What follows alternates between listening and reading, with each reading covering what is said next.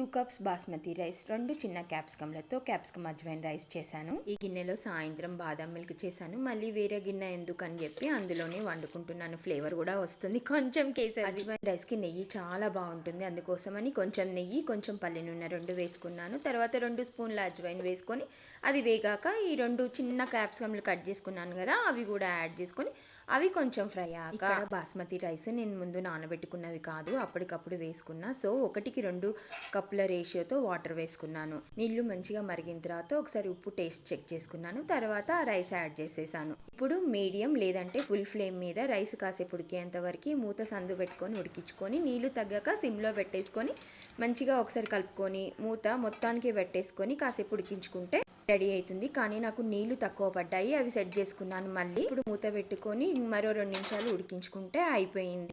Serving మాత్రం ఒక 10 minutes తర్వాత చేసుకుంటే బాగుంటుంది. Thank you for watching.